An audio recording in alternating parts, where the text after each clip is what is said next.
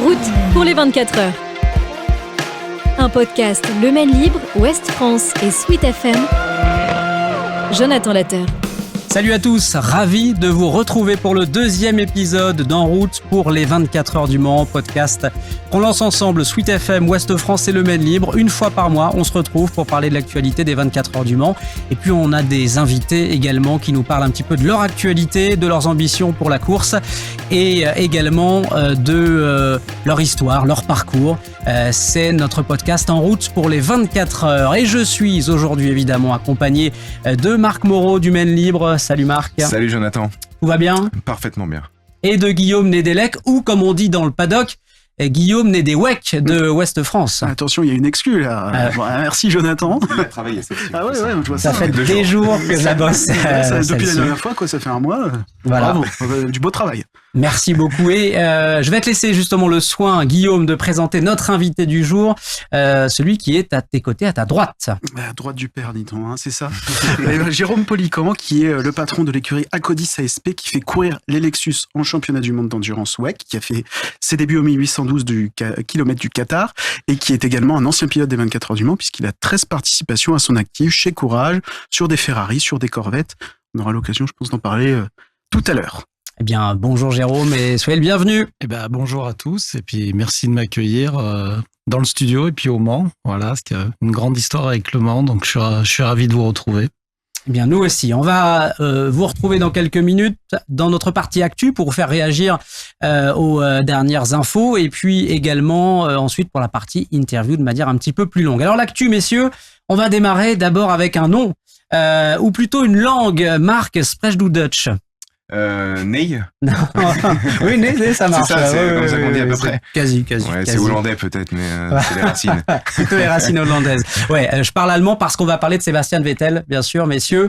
Vettel, qui est monté dans une Porsche et dont on parle de plus en plus aux 24 heures. Alors, vous allez nous dire ce que vous en pensez, si c'est ce qui s'est dit, ce qui s'est passé après cet essai, et si vraiment il y a des chances de le voir ou pas. Marc. La communication de Porsche dit que ça s'est très bien passé, évidemment. Alors après, on n'est pas trop surpris que ça se soit bien passé. Sébastien Vettel, c'est un quadruple champion du monde de Formule 1. On pouvait se douter qu'il avait toujours certaines compétences derrière le volant. Il l'a prouvé. Il a été très performant, en tout cas assez performant pour une première. Après, est-ce qu'il va être aux 24 heures du Mans? Ça, nous, en tout cas moi, peut-être Guillaume, il pourra le dire. Peut-être que tu as les infos que j'ai pas. Mais en tout cas, on ne le sait pas. Ce qui est sûr, c'est que ce serait forcément un très gros coup marketing aussi, en plus des compétences que l'on connaît chez Sébastien Vettel. On peut comparer aussi, toute proportion gardée, à Mick Schumacher chez Alpine. Donc ça va forcément faire beaucoup parler. Il y a un champion du monde de Formule 1 et un qui s'est qui n'a pas franchement réussi en Formule 1 quand même. Non, mais qui a un nom qui est très connu et qui forcément plaît aux partenaires, etc. On peut pas nier ça. Sébastien Vettel, c'est sûr que c'est plusieurs crans au-dessus de par sa carrière et par ce qu'il est capable de faire. C'est sûr que moi, je serais très content de le voir en 24 heures parce que même pour la course, ce serait un nom qui est ronflant dans le paddock et ce serait une très très bonne chose, je pense. Un coup marketing sûr, un coup sportif ou pas, Guillaume? Coup sportif, il faut encore vérifier. De ce que j'ai compris, chez Porsche, il y a encore quelques essais à faire. Probablement 2 séances pour s'assurer aussi, parce que c'est très bien de tourner vite. Ça, beaucoup de très bons pilotes savent le faire, et Sébastien Vettel est un pilote de F1, donc il sait aller vite. Par contre, en endurance, il faut savoir aller vite longtemps, sans abîmer ses pneus, parce que si au bout d'un relais, vous devez changer les pneus, tout l'avantage que vous avez eu en piste, il disparaît. Donc ça, il faut un petit peu d'expérience aussi. On l'a pas vu non plus rouler dans du trafic, parce que on l'a bien vu par exemple au Qatar, que c'était quelque chose qu'il fallait très bien gérer, que ce soit en GT3 mais aussi en hypercar. Donc il faut encore s'assurer un petit peu. Et puis pour Porsche, l'enjeu de gagner les 24 heures du Mans, une 20e édition des 24 heures du Mans est quand même très fort. Donc même si le service marketing trouve qu'un nom ronflant c'est plutôt pas mal, il faut quand même être sûr à la fin de faire un résultat, parce que sinon ce qui s'appelle faire un four, et c'est pas forcément une bonne chose. Et ce qu'il faut savoir aussi, c'est que Sébastien Vettel, il était attendu sur la Porsche Jota dans un premier temps, côté notamment de Jenson Button. Là, ça aurait fait un bel équipage. Ça aurait fait un très bel équipage. Et c'était aussi l'idée, parce que là aussi, il faut faire du marketing, même dans les équipes privées. Et il a quand même un petit peu tergiversé. Donc, à un moment, il a fallu trancher chez Jota. Mais visiblement, il a quand même retrouvé une autre solution chez Porsche. C'est pas plus mal, peut-être. Il y a un côté électron libre aussi, quand même, chez Sébastien Vettel. C'est aussi lui qui va décider. Oui, je pense que c'est surtout Sébastien Vettel, vous avez raison Jonathan, qui va décider. On voit depuis qu'il a fait ses essais, les sorties qu'il a fait dans les différents médias allemands, c'est plutôt de dire bon, j'ai regardé, je vais juger, et puis on va voir ce que je vais dire. Et puis je pense aussi que le département sportif chez Porsche, à un moment, va dire aussi, vous nous avez demandé de gagner les 24 heures du Mans, assurons-nous qu'on les gagne. Jérôme, marketing ou sportif, le choix de Sébastien Vettel? Je pense qu'on a l'histoire un peu se répète, parce que je pense qu'il y a une dizaine d'années, il y a Nico Hülkenberg qui a été appelé par Porsche et pour sa première année à gagner au Mans. Donc il était pilote en exercice de F1 et plus près de nous, Fernando Alonso. Un pilote de F1 sur tout ce niveau, moi j'ai aucun doute qui sera compétitif aux 24 heures du Mans. Après, en fait, c'est un peu l'histoire se répète, c'est tous ces pilotes qui sont un petit peu saturés de F1, mais en fait ils sont saturés.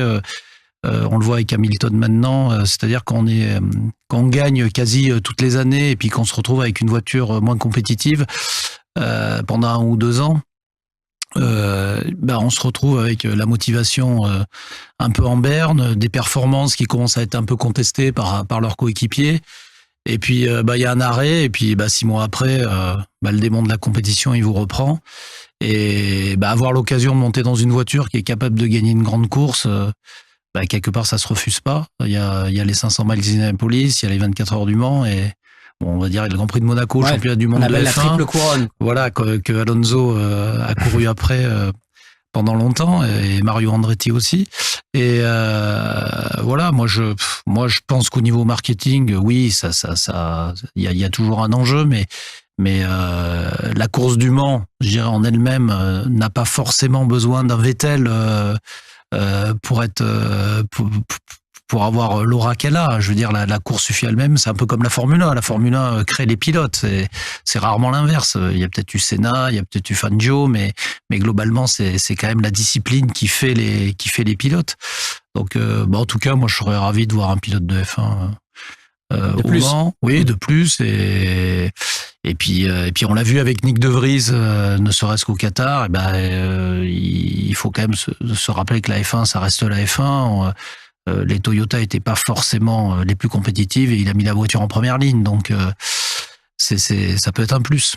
Ça peut être un plus pour Porsche. C'est quoi Guillaume, les délais, les dates? Il y a d'autres essais de prévus. Ça tranchera quand? Je pense que ça va, de ce que je comprends, ça va trancher mi-avril. Il y a encore 2 séances d'essais qui devraient être organisées.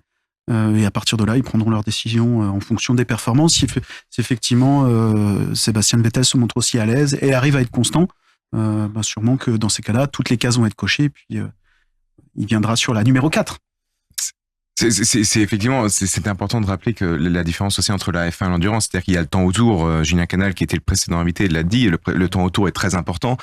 Mais tu l'as reprécisé juste avant, c'est un ensemble beaucoup plus, alors peut-être pas beaucoup plus complexe, parce que la F1, j'imagine qu'il y a aussi énormément d'éléments à appréhender, mais conserver les pneus dans des bons états, dans le bon état, rendre la voiture comme il le faut pour le relais suivant, sans forcément penser d'abord à soi, mais plutôt à l'équipe, c'est des choses aussi à appréhender, et c'est là où effectivement le choix pourrait peut-être être fait.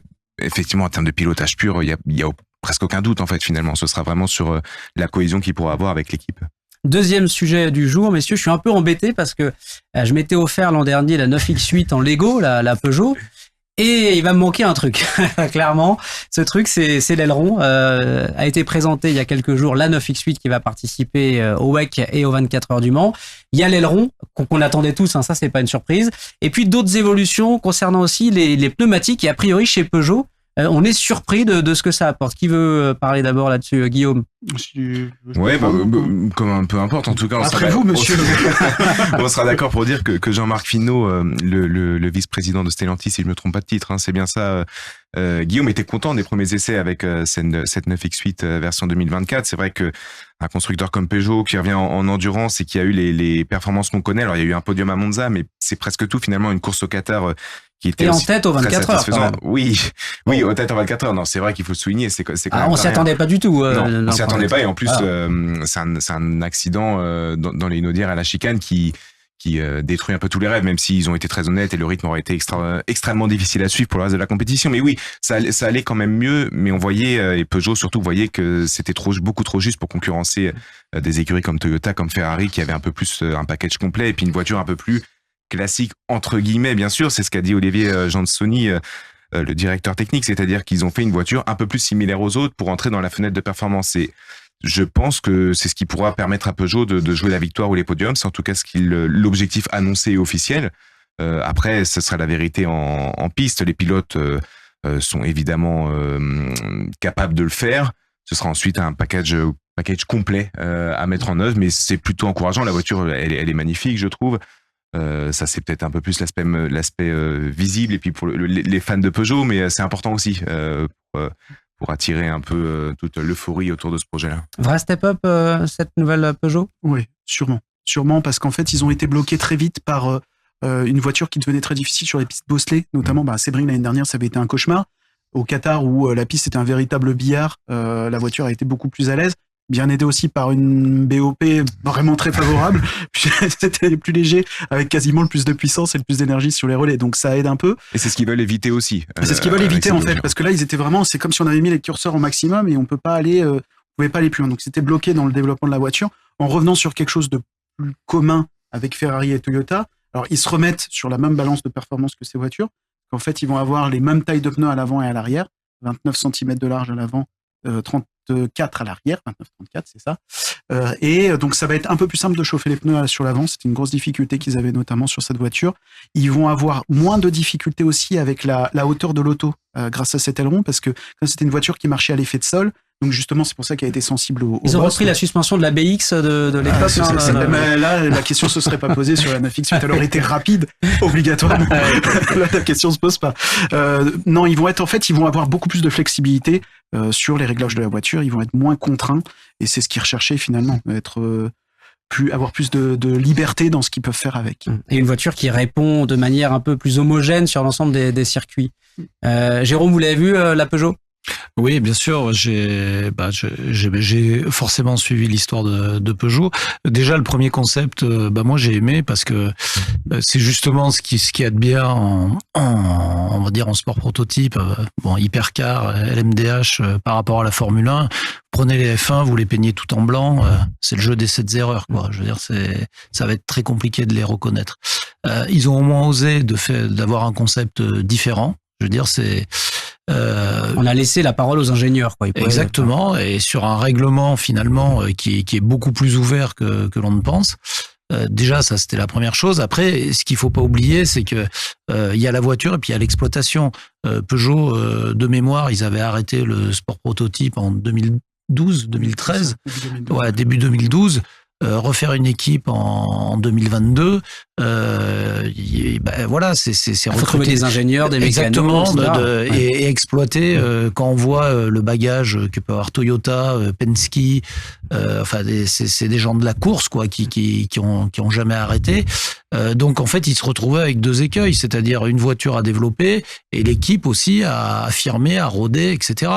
Et c'est un championnat qui passe très vite. Et en fait, la voiture, on peut pas dire qu'elle a pas été compétitive. Elle a eu des sursauts de vitesse, sauf que l'impression, c'est que il y avait toujours un petit train de retard par rapport aux autres dans le week-end. Mais globalement, à part Sebring, la voiture, elle était loin d'être ridicule. Donc maintenant, voilà, la monte des pneus au carré, nous on le vit avec la Lexus, c'est quand même spécial parce que en fait la réglementation quand vous avez des pneus au carré est quasi la même que quand vous avez une différence. Donc c'est quoi les pneus au carré? C'est-à-dire les pneus avant sont les mêmes que les pneus arrière. Oui. Par exemple, si on vous donne des valeurs de carrossage à pas dépasser, forcément, quelquefois, la théorie dit que ça peut marcher, la pratique, vous pouvez être un peu à côté de la plaque. Et c'est quoi? C'est que ça glisse, c'est que c'est dans les virages serrés, c'est compliqué. C'est que il y a des voitures la voiture est conçue pour ça, donc ça c'est une chose. Sauf que la réglementation, par contre, elle est universelle. Donc, est-ce que, alors là, je peux pas parler précisément parce que le règlement, en tout cas la BOP des hypercars, je la connais pas exactement, mais on vous donne des valeurs, de carrossage, de hauteur de caisse, d'énergie, qui à un moment donné, sur certains circuits, vous pouvez être dans la photo et quand vous en écartez, ça peut faire une seconde et demie autour.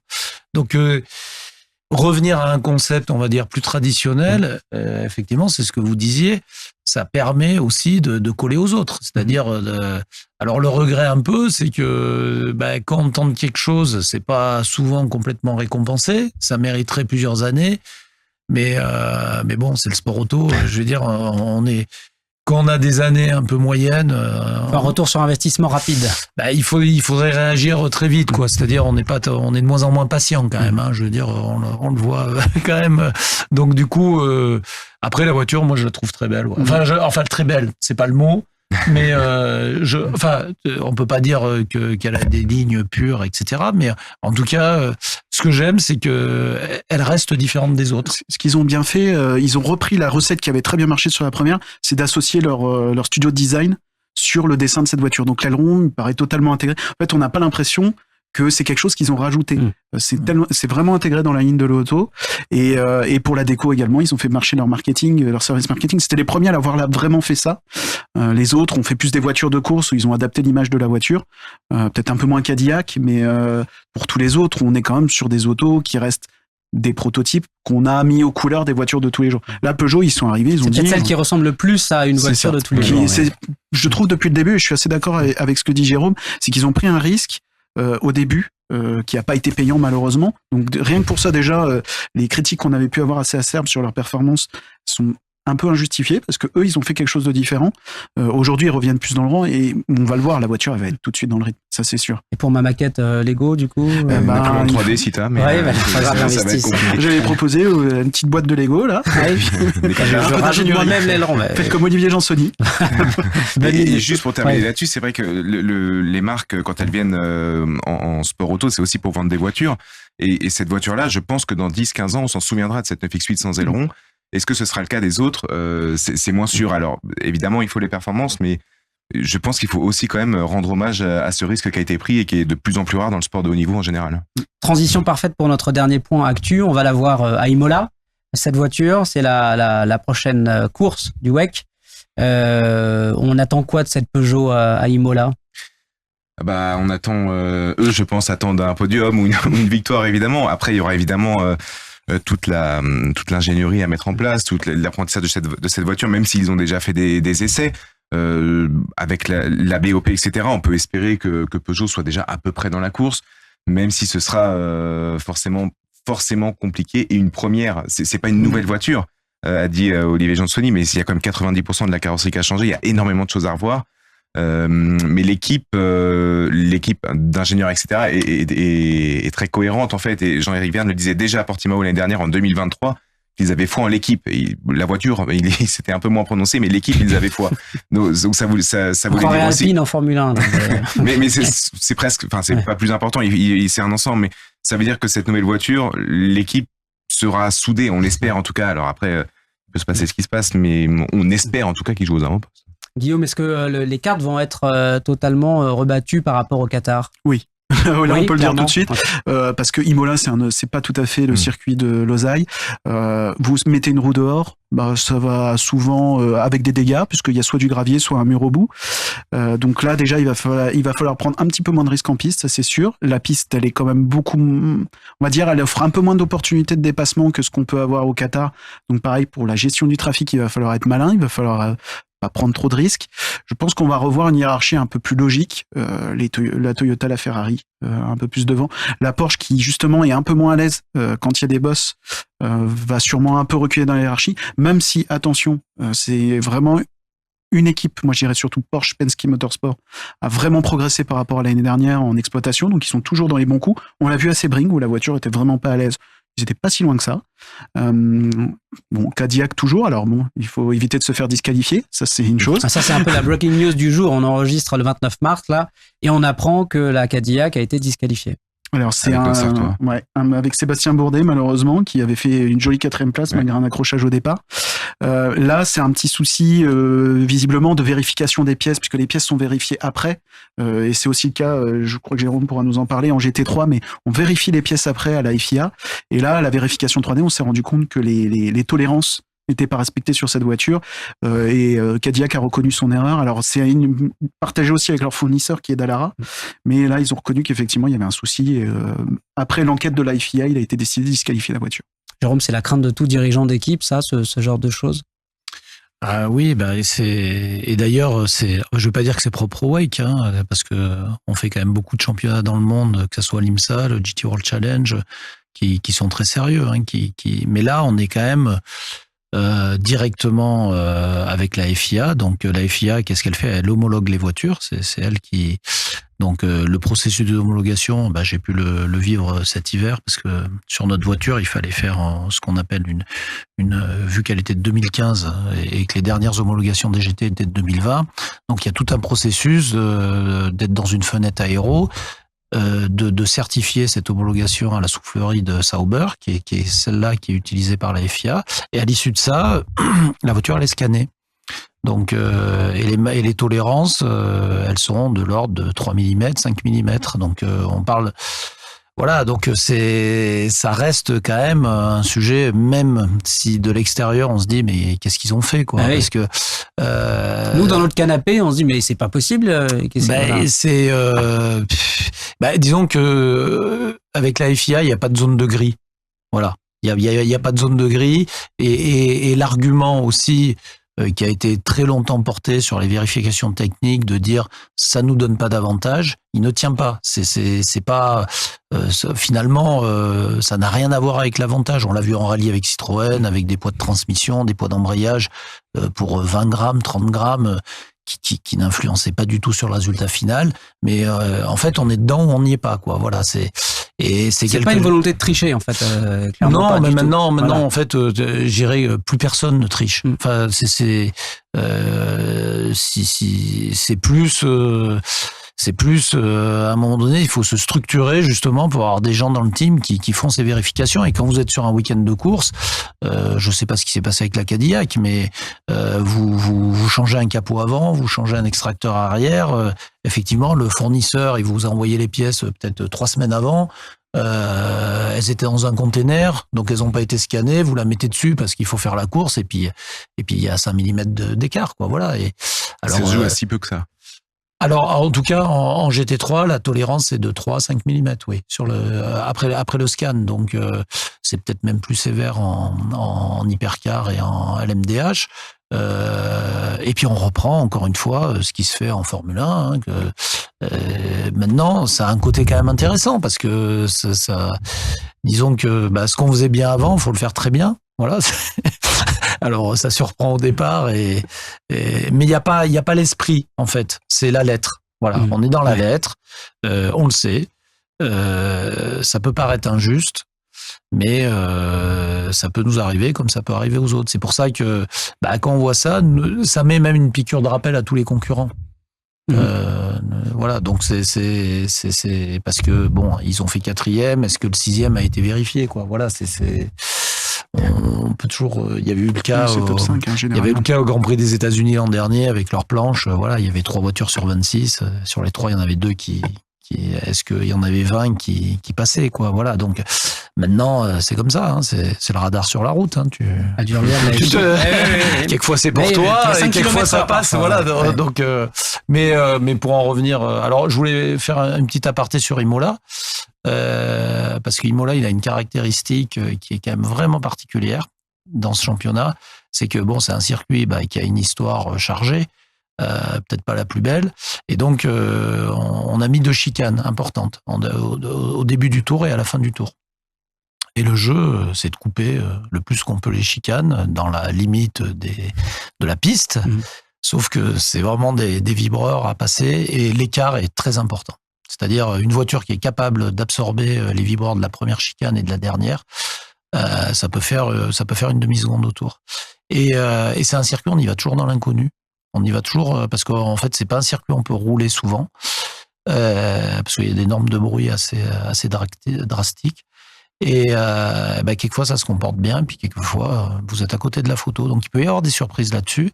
C'est-à-dire la voiture peut être bien et puis à 2 endroits vous faites plus de chemin que les copains quoi, et ça se traduit en performance. Donc Et autant GT, c'est jouable, autant voilà, sur des prototypes, ça peut faire une grosse différence.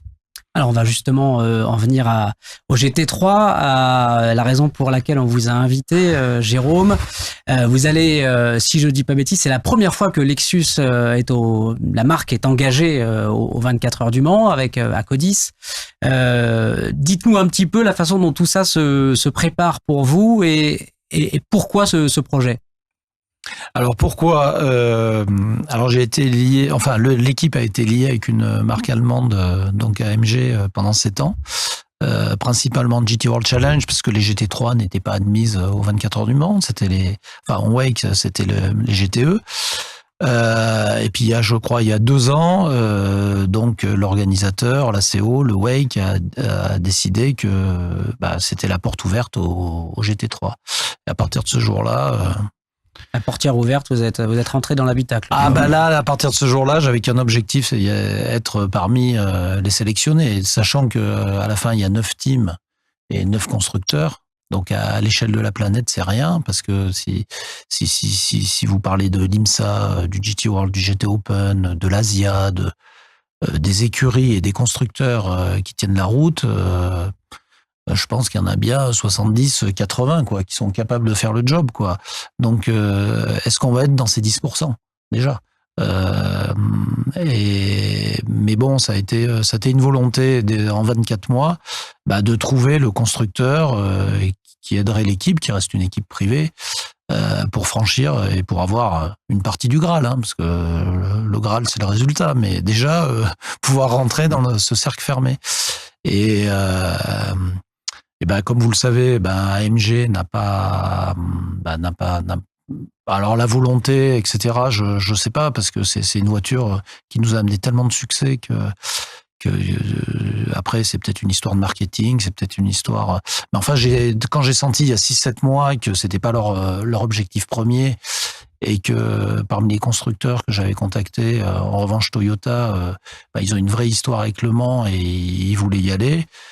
On va préciser pour ceux qui ne savent pas que Lexus appartient à Toyota, c'est la marque du groupe. Voilà. C'est ça. Et en plus, il y avait une nouvelle voiture en développement. Donc, la nouvelle voiture est prévue pour 2026. Par contre, il fallait être présent en 2024. Et ce qu'il y avait au catalogue, c'était la Lexus, qui existait depuis 2015, qui avait disparu des radars en Europe, mais qui roulait toujours un peu au Japon et surtout aux États-Unis, en IMSA, avec des bons résultats. Et voilà, alors après on a appuyé sur le bouton relativement tard, mais en tout cas la première étape c'était déjà d'avoir le support d'un constructeur pour aller en Wake, ce qui est pour un team comme nous, je dirais extraordinaire. Je crois que quand vous montez le projet, en plus, il y a quelques mois, vous êtes allé chercher une des voitures dans un musée, elle roulait plus depuis quelques années. Alors c'est rigolo parce qu'en fait, j'en avais une dans l'atelier depuis 3 ans. C'est incroyable, et je passais tous les jours devant, parce que parallèlement à notre activité course, qui représente 90% de notre activité, on rénove des voitures de course anciennes, modernes, et un de nos partenaires s'est retrouvé avec une Lexus qui avait roulé dans le passé avec Tech 1. Et évidemment, comme j'avais pas de programme, etc. Et quand j'ai annoncé à Toyota, on peut commencer à une voiture, je l'ai sous une bâche. On a sauté sur l'occasion. Et oui, alors les 3 voitures qu'on a, donc les voitures de course et la voiture de développement, oui, on peut dire que c'est des voitures qui renaissent de leur cendre. Elle a démarré tout de suite, le moteur est reparti? Alors non, le moteur il est parti directement au Japon, parce que c'était même pas la peine d'essayer, quoi. Non, après les voitures ont été justement scannées, etc. Les châssis étaient en bon état, mais c'est vrai que c'était compliqué. Je crois qu'il y a eu 25 ou 26 voitures construites depuis 2015, donc c'est très peu. La majorité sont aux États-Unis et au Japon, donc déjà avoir les voitures en elles-mêmes c'était un challenge, mais à la fois c'était top parce que ça nous a mis quand même dans le rouge, mais d'un autre côté. Généralement, en GT3, on prend la voiture chez le constructeur, elle est déjà homologuée, tout est fait. Alors évidemment, au bout d'un moment, on la connaît. Tandis que là, c'est comme si on était reparti de zéro. Et même avec DGR Europe, qui ne connaissait pas vraiment la voiture. Vous repartez aussi sur des bases un peu nouvelles, parce que le GT3 en championnat du monde d'endurance, c'est pas vraiment la même chose que ce que vous avez pu connaître en GTWC. Il y a des notions de gestion d'énergie. Enfin, c'est assez pointu. Ben c'est ça. Alors c'est bon, ça peut paraître quelquefois ennuyeux d'expliquer la différence, mais gérer le JT World Challenge était un championnat à la base customer. Même s'il y a des très très grandes équipes qui le font, mais à la base c'est ça, c'est pour ça qu'il y a énormément de voitures au départ des 24 heures de Spa, 70 voitures, etc. Là, on est sur un championnat du monde, et en fait, le règlement, si vous le feuilletez, il est collé à celui de l'Hypercar et du LMDH, ce qui est nouveau pour le GT3. Et donc, à part la notion de poids, le reste, voilà, c'est une énergie qu'il faut. Donc l'énergie, qui dit énergie, dit puissance du moteur. Donc vous savez pas vraiment ce qu'ont les concurrents. Mais encore une fois, moi c'est quelque chose. Même si ça peut être déroutant au départ, c'est aussi hyper intéressant parce que on est obligé on travaille en fait au niveau ingénierie d'une façon complètement différente de ce qu'on avait l'habitude de faire. Et dans toute cette complexité, un petit peu, c'est quoi votre rôle dans cette aventure? Bonne question, Marc. On n'avait pas encore dit précisément. Alors moi, j'ai un côté un peu atypique et c'est un peu le team. En fait, alors si on parle de façon générale, moi à la base, je suis pilote de course. Et puis à un moment donné, je me suis retrouvé à avoir un team. Bon, on pourrait parler d'histoire, c'est un peu par pur hasard. Mais bon, ça fait quand même 25 ans que ça dure. Et puis une fois qu'on a ça, qu'est-ce qu'on veut? On veut, comme quand on est pilote, on veut être le meilleur, on veut gagner. Et du coup, on peut pas dire que je mène le team comme une entreprise. Voilà, moi, ce qui m'intéresse, c'est la performance, c'est les pilotes, c'est la technique, c'est de pousser les gens aux extrêmes, mais dans le bon sens du terme, c'est-à-dire quand ils sont valables, que ce soit des ingénieurs, des pilotes. Et du coup, mon rôle, je vais pas dire que je fais tout et rien, mais en tout cas, dans ce projet-là, techniquement, oui, j'ai été très très impliqué. Très impliqué. Ça m'intéresse. Et deux, je ne conçois pas de gérer mon team avec les pilotes, avec les ingés, avec les mécaniciens, autrement qu'être à leur côté, quoi. Alors après, ça a une limite. C'est un peu ça a une limite dans l'espace-temps. Et puis après, en fait, quand on fait ça, il faut savoir à un moment donné de prendre du recul. Je vais pas me comparer à lui parce que c'est une icône, mais on va dire Roger Penske, voilà. Il faut savoir déléguer. Quand on voit qu'il y a encore 2 ans, il prend la radio et il parle à Castroneves et qu'il a, 85 ans, 86 ans, c'est impressionnant quand même. Enfin, je veux dire, donc et puis il gère, je sais pas combien de sociétés aux États-Unis qui n'ont rien à voir avec la course. Donc c'est pas du tout mon cas, mais c'est un peu ce profil. Voilà. Ça ne dérange pas de prendre le volant par moment? Alors, quand je suis sur le terrain, pas du tout. Pas du tout, et c'est une des clés de la réussite de mon team. Il y a 25 ans, donc j'ai fait une transition avec Luc Alphand, avec Corvette, avec ProDrive, où en fait j'avais le team et à côté mes vacances c'était de rouler avec des teams professionnels, et là je changeais de casquette, c'est-à-dire moi je ne rentrais pas du tout dans ce que faisaient les autres, ils faisaient différent de moi, mais je voulais même pas, j'étais là pour piloter dans mon team. Pour moi c'est un écueil, ça ne peut pas marcher. Ça ne peut pas marcher, avoir le team, parce qu'à un moment donné, forcément, le team, il devient autour de vous. Oui. Puisque, quelque part, les gens que vous avez au quotidien, ils vous voient faire. Donc, déjà, il y a une ambiguïté qui ne va pas. Et j'ai fait 1 an avec mon team, en 2004. Et à partir de là, j'ai pris Anthony Beltoise pour me remplacer en Porsche. Et on a tout de suite gagné le championnat. Et donc, quand je suis dans mon team, alors, après, le lundi matin, c'est différent. Oui.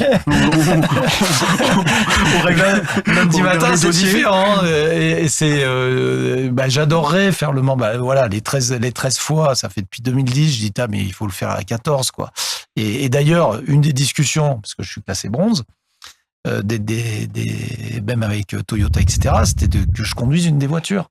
Et moi, j'ai tout de suite dit non. J'ai dit non, c'est pas possible. Le côté entraîneur-joueur ne marche pas. Ben, je pense qu'il ne marche jamais. Je ne pense il peut marcher alors il peut marcher peut-être sur une course comme Le Mans. C'est-à-dire pendant 15 jours, mais dans la continuité, ça ne marchera pas. C'est pas possible. On centralise trop de choses. Oui, et puis à un moment donné, je veux dire, votre énergie, il faut la mettre sur vos collaborateurs. Faut pas si vous la prenez que pour vous, à un moment donné, bah, vous quittez un peu le navire. Et puis vous remettez. Enfin, je veux dire, un pilote, c'est égoïste. Donc il ramène tout à lui. Donc à un moment donné, en tant que patron d'écurie, si je ramène tout à moi, alors qu'il y a 5 autres pilotes, il y a des stratégies, etc., ça peut marcher à court terme, ça peut pas marcher à long terme. C'est pas possible. Vous parliez de gestion humaine, en fait. Finalement, oui. c'est une grande part de votre rôle. Aujourd'hui, vous avez eu Fabien Barthez il y a quelques années. On parlait d'égoïsme, d'ego, avoir un champion du monde de football. Est-ce que c'était facile à gérer? Bah, c'est une belle rencontre. Hein. J'ai eu à peu près la même avec Luc Alphand. Et les deux par hasard complet. C'est un hasard complet. C'est pas... après, ce qu'ils avaient fait avant, le sportif de haut niveau. Enfin, moi, j'achète l'équipe tous les jours, je lis tous les sports. Enfin, Il skie bien, Fabien Barthez? Alors, il skie. Il skie bien, oui, il skie pas mal. Mais bon, faites une journée avec Luc et vous verrez ce que c'est un skieur. c'est comme monter à côté d'Alonso, quoi. Voilà, c'est une autre galaxie. Surtout Marc qui est en chasse-neige tout le temps. Touche doucement, uniquement. Je sais pas freiner. Moi, je le regarde, il fait très bien. mais la gestion de ces sportifs de haut niveau, franchement, ça a été une des plus faciles. Alors, notamment Fabien, qui est quelqu'un à la base qui est quand même méfiant. Enfin, je veux dire, on le voit, il est très peu dans les médias, il se met très peu en avant, mais on voit que c'est des gens, à un moment donné, à partir du moment où il fait confiance à l'entraîneur, donc il fait confiance à l'équipe, il ne la remet jamais en question. Mais jamais. C'est comme dirait Didier Deschamps, c'est au-dessus de tout, quoi, en fait, finalement. Exactement. Ouais. Exactement. Donc, et puis il explique qu'on a été champion du monde grâce à ça, quoi. C'est qu'à un moment donné, il y avait un respect de l'entraîneur qui était, parce que pour eux, il était crédible. Donc, visiblement, j'étais crédible pour Fabien, mais j'ai jamais vu mettre en doute un run plan. Alors qu'il y a des pilotes, au bout de quelques années, ils sont top et tout, ils disent, ouais, mais attends, ça serait mieux que je passe le premier, c'est moi de passer les pneus. Il met un peu le doute à Linger, quoi. Et puis il essaye de dire, je vais les passer, les pneus, et puis c'est moi qui vais faire la meilleure moyenne. Là, il arrive, tu passes en 3e, tu passes à 17h11, tu fais le 3e relais aux 24 heures du Mans. OK. Voilà. C'est à partir du moment où il a la confiance. Et en fait, et Luc, c'était pareil.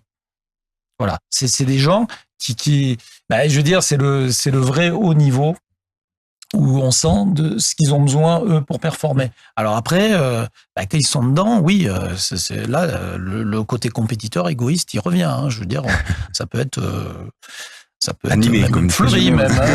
Mais en tout cas, travailler... Pas surpris avec Barthez. Oui, mais travailler avec Fabien, ça a été... et c'est quelqu'un qui a amené au team. Vous l'avez rencontré comment? Vous disiez que c'était totalement par hasard, c'est un tir de complètement curiosité. par hasard. Je suis à Nogaro, on fait des essais en Porsche avec notre pilote de l'époque, Morgan Moulin-Trafort, c'est sous la pluie. Et donc c'est en 2007, donc il vient d'arrêter sa carrière professionnelle, Fabien. Et je vois une Porsche de série qui roule. Voilà, on est 3 pelés sur le circuit de Nogaro au mois de novembre. Et descend de la voiture Fabien Barthez, qui arrive et qui me dit j'adore ça et tout, est-ce que ça vous dirait de monter à côté de moi pour voir ce que je vaux? J'ai dit oui. Un peu impressionné quand même ou pas? Non, moi non, mais bon, je veux dire, voilà, je trouvais ça un peu incongru, etc. Bon, il était là avec son bonnet, il attendait, et puis il fait 3 virages, 2 tours, conditions difficiles. Et alors, dire qu'il a le truc, faut pas exagérer, mais il a le car control. Enfin, je veux dire, c'est-à-dire, voilà, les conditions sont difficiles. Truc, ouais. Et c'est l'année, alors c'est pour ça que c'est le pur des hasards. On avait un sponsor qui voulait faire courir une Porsche Cup pour des personnalités. David Hallyday, Margot Lafitte, et moi je tilte, quoi. Et donc, il habite Toulouse, j'habite Toulouse. Enfin, Voilà. Tout se fait. Donc, on s'est changé les numéros. Le surlendemain, je vais le voir. Je dis, est-ce que ça vous intéresse de... Et là, il me dit, mais non, mais attends, moi, je suis pas pilote, quoi. Je vais jamais y arriver. Mais moi, je dis, si, vous allez y arriver. Et voilà, c'est parti comme ça. À ce moment-là encore. Voilà. Et comme il me dit, je suis parti pour 15 ans à cause de toi, mais grâce à toi aussi. Et puis, bon, il a fait 3 fois le Mans. Il n'y avait pas une petite place dans la Lexus, dans une des deux Lexus? Alors, en fait, Fabien, il y a 2 ans, il a été quand même 2 fois champion de France de GT, hein, je veux dire, c'est pas rien. En fait, il est arrivé à un stade où il m'a dit, c'est exactement comme le foot, j'ai plus assez l'envie. Voilà, ça reviendra. Alors piloter une séance d'essai, etc. Oui, faire une saison complète, j'ai plus assez l'envie. Alors après, c'est le premier à m'appeler devant la télé, aux 24 heures de Spa, même au Qatar. Il me disait, putain, qu'est-ce qui se passe et tout. C'est le premier à vivre le truc. Puis quelquefois, il me dit, ça me pique, hein, quand même, ça me pique. Donc, c'est pas impossible. La porte n'est pas fermée complètement. Non. Peut-être un jour, donc Fabien Barthez en WEC, ce serait une sacrée surprise. Avec Sébastien Vettel. Voilà, Sébastien Vettel, Barthez, des champions du monde à toutes les portes. Ça serait, en tout cas, s'il a l'envie, oui, je suis prêt à l'étudier. Et puisqu'on parlait équipage, justement, est-ce qu'on peut parler des équipages, des Lexus qui seront aux 24 heures Guillaume? Alors, on a un Sartois, qui est Arnold Robin, qui vous a rejoint. Et puis, on a José Maria Lopez qui descend de l'Hypercar aussi. Donc, c'est des équipages de haut vol aussi que vous avez réussi à réunir sur cette voiture, sur ces 2 Lexus. C'est une alchimie parce qu'en fait, le règlement vous oblige à avoir, on va dire, un professionnel, un jeune espoir et un pilote amateur. Ce qui est quand même très rare au niveau d'un championnat du monde. Parce que nous, même en GT World Challenge, on roulait avec 3 pros. En IMSA, il y a la catégorie GTD, GT Pro.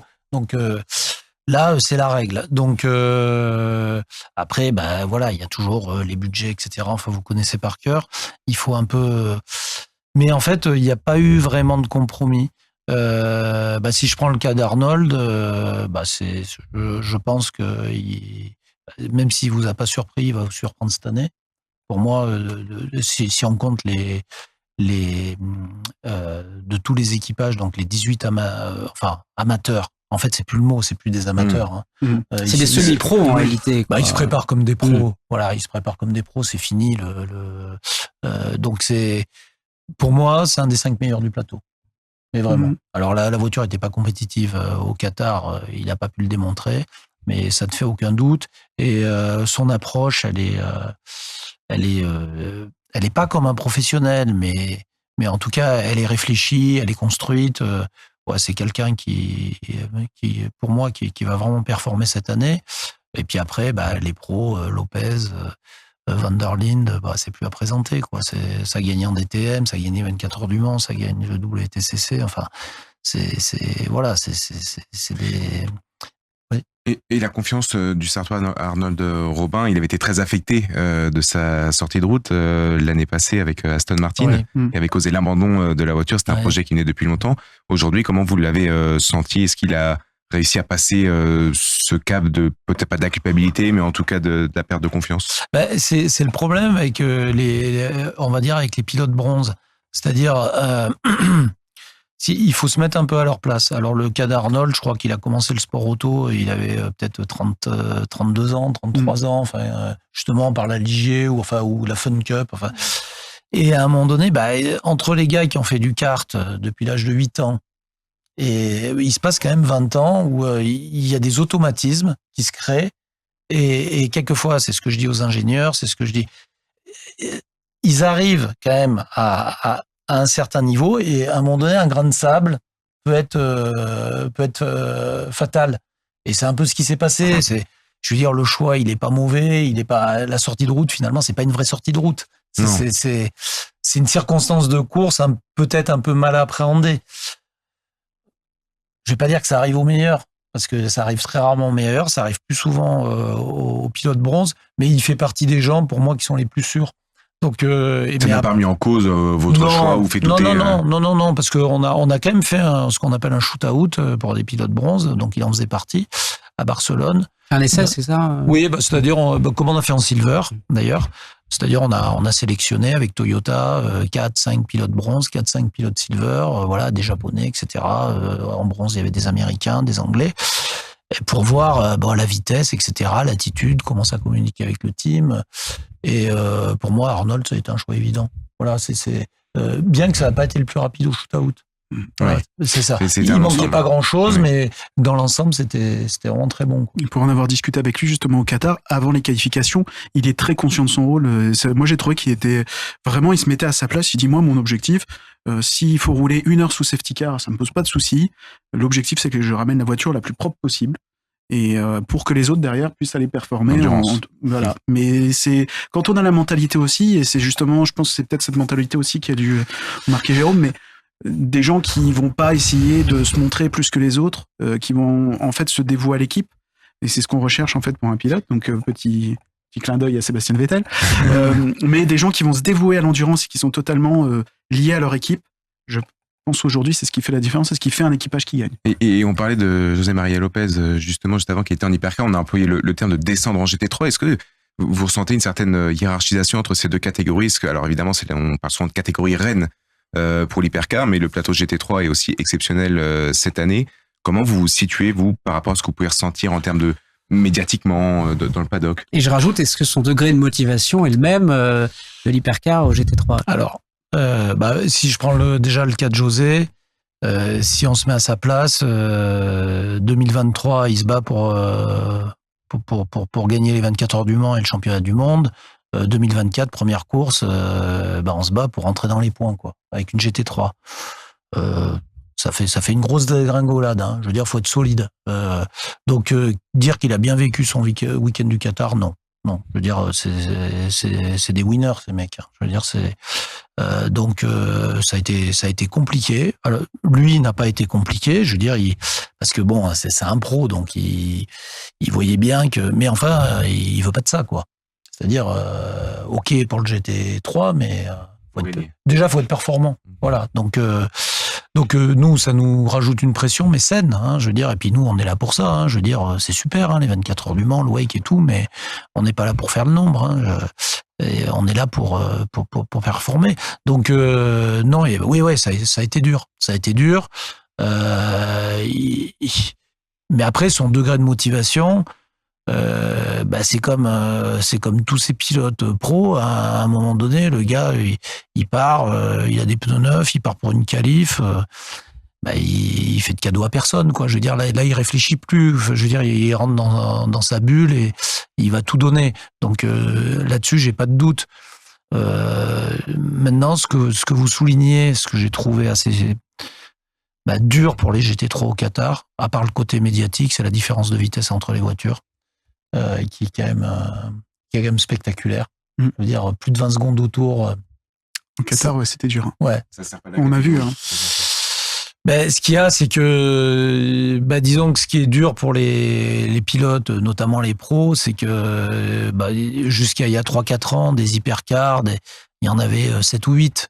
Donc en fait, une fois qu'ils vous ont doublé, vous avez quand même un quart d'heure, 20 minutes où vous allez vous battre avec vos concurrents directs.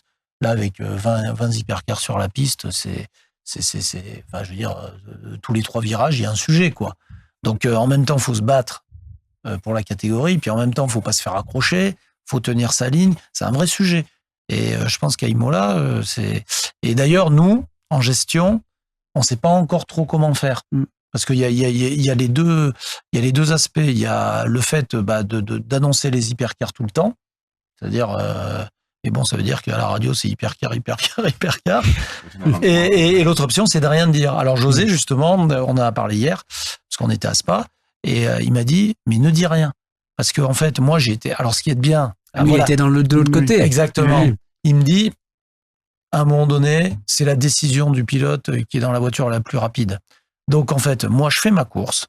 Je ne fais aucun cadeau. Je suis dans la GT3. Je prends toutes mes cordes et tout. Et à un moment donné, il va falloir qu'il me contourne. Alors, jusqu'au moment où il y en a peut-être un qui va forcer. Je trouve ça plutôt sain. Parce qu'en fait, à un moment donné, mettre des spotters, commencer à dire... les Américains sont vachement friands de ça. Mais c'est sur des ovales. C'est sur des... à Daytona, on a des spotters. Sauf que c'est sur un... Ils se mettent en haut de la tribune, ils prennent la radio et puis ils disent inside, outside. Mais ça se prête bien à un ovale. Parce qu'en fait, c'est-à-dire vous restez... sur un circuit routier, c'est compliqué, quoi, parce qu'il en faut déjà plusieurs. Sur 13 km au Mans, il va en falloir beaucoup quand même. Ce sera peut-être plus simple. Alors, je pense que le Mans, ça reste un des circuits. Alors même si c'est des hautes vitesses, et il faut pas se louper dans un sens ou dans l'autre. On a vu de gros accidents. Anthony avec McNish. Enfin voilà, il y a vu la Ferrari avec Davidson. Voilà. Tu sens qu'à quelquefois ça passe limite, mais globalement, c'est vrai que c'est bien géré le trafic au Mans. Ouais. Mais le circuit est plus grand aussi. Ouais. Et puis le fait qu'il y ait une vraie différence de vitesse dans la ligne droite, déjà, c'est plutôt sain, quoi. On double comme sur l'autoroute, donc. Mais clairement, pour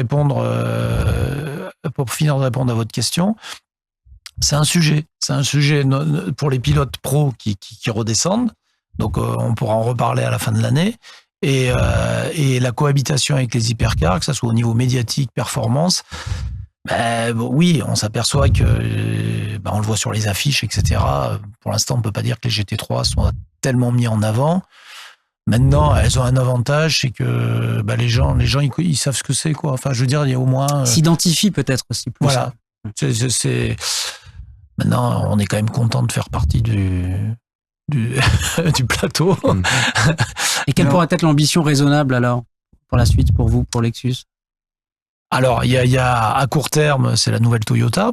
On va participer au développement, donc on va commencer à rouler justement avant le Mans. Là, voilà, la voiture roule déjà aux États-Unis et au Japon. Mais on est sur 2 ans parce qu'il y a un processus d'homologation déjà de la voiture de série qui va prendre du temps. Et moi, en tant que team, l'ambition ultime, c'est de les gagner, les 24 heures du Mans. Donc après, c'est un vœu pieux, mais alors c'est possible, oui, évidemment, c'est du sport, mais est-ce que vous pensez avoir concrètement les possibilités cette année ou de l'année prochaine de jouer la gagne? Déjà, il faut qu'on montre en tant que team qu'on a notre place, qu'on est crédible. Et finalement, ce qu'on a fait avant nous a permis de sauter la marche, mais maintenant ça compte plus. Maintenant, je veux dire, notre prestation au Qatar, non, ça va pas, quoi. Enfin, je veux dire, alors après, on peut en parler pendant 2 heures, mais bon, on va dire, les perdants, ils cherchent les excuses, hein, les gagnants, les solutions. Enfin, je veux dire, donc, on est plutôt dans la deuxième dynamique. Déjà, qu'on soit crédible en GT, qu'on montre ce qu'on sait faire, et puis après, on passera au-dessus, mais là, oui, on s'est quand même pris une petite claque au Qatar, et déjà, là, dans notre tête, c'est Imola, c'est pas Le Mans. Voilà. On est vraiment dans cette logique. Les courses les unes après les autres, comme diraient les footballeurs. Oui, stop. Ouais, parce qu'en fait, pour nous, c'est quand même, on a un avantage, c'est que le circuit du Mans, on connaît pas, mais les 2 circuits qui arrivent, c'est quand même des circuits qu'on connaît parfaitement en GT. Alors pas avec la même voiture, mais qu'on connaît vraiment, vraiment très bien.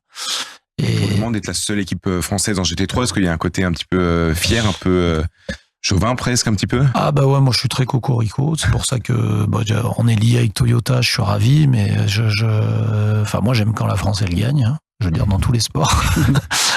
je vais pas. Et oui, mais d'ailleurs je vais pas dire qu'on a une pression, mais on veut, encore une fois, on veut pas faire le nombre, hein, on veut montrer. Est-ce qu'un petit exploit comme, en 2006, quand vous avez fait le podium en GT1 avec la Corvette, est-ce que c'est possible aujourd'hui, vous pensez? Oui, un podium, oui, c'est possible, parce que déjà c'est une voiture, je pense qu'au Mans, les caractéristiques de cette voiture seront correctes. Et puis après, Le Mans, ça reste Le Mans, notamment quand vous mélangez un pilote silver, un pilote amateur et un pilote pro. Donc c'est ce qu'il y a de bien dans cette catégorie, c'est que sur 6 heures, si vous n'avez pas la pace, c'est plié, quoi. Je veux dire, vous essayez de marquer des points. Sur 24 heures, quand il faut faire rouler plus de 6 heures un amateur, plus de 6 heures un silver, je veux dire, même si vous dominez en performance pure, c'est pas l'hypercar, quoi. Je veux dire, à un moment donné, la faute, ça peut vite arriver. Donc, ça peut vous remettre dans le match, comme vous faire perdre la course. Merci beaucoup, Jérôme. C'est moi qui vous remercie. Merci d'avoir répondu à notre invitation. On vous souhaite de rebondir à Imola et puis d'aller, de progresser, de mieux comprendre la voiture et tout ça jusqu'au Mans. Mais On va faire en sorte que... Voilà. On aura Merci. l'occasion d'en reparler. Merci Guillaume, merci Marc. Merci beaucoup. On se retrouve le mois prochain après Imola. On aura encore beaucoup d'actu à débriefer. Et puis, un ou une nouvelle invitée sera la surprise. Surprise. Merci et à très vite, bien sûr, pour la suite du podcast En route pour les 24 heures du Mans.